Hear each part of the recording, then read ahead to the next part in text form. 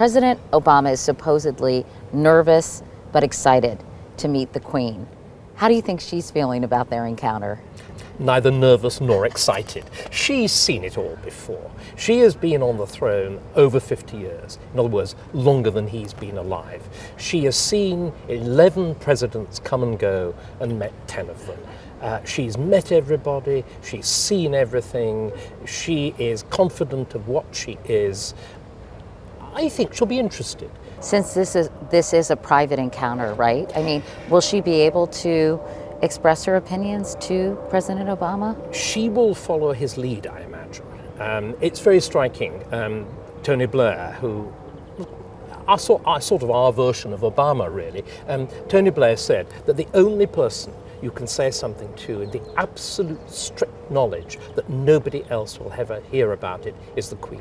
She keeps her mouth totally, firmly shut. She also is a huge dog lover. She has had corgis all her life, correct? Something like 19? I don't know. As a child.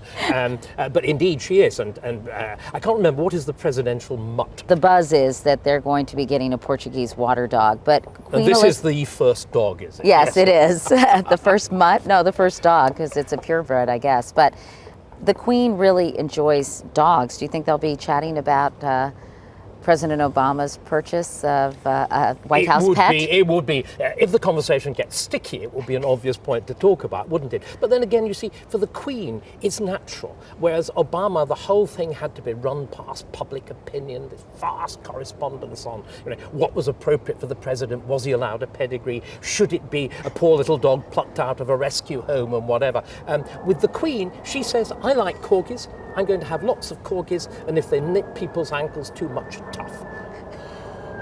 The Queen has met many presidents. Did she particularly click with any of them? She clicked, insofar as she clicks with anybody, with all of them.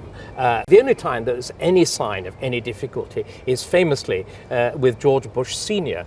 When he sat down in front of her, before her, which of course is, I suppose, bad manners both in a man and a president. That's surprising, isn't it? Which I was very surprised by. But it's a famous story. Whereas, of course, Obama is a man of immaculate manners.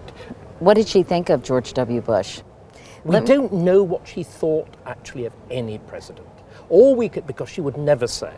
All you can do is look at her deportment and guess. And what would you guess, having looked at her deportment? Well, W in private is, I'm told, charming, is not the awkward, occasionally uncouth man that he appears in public, and that is how she would see him.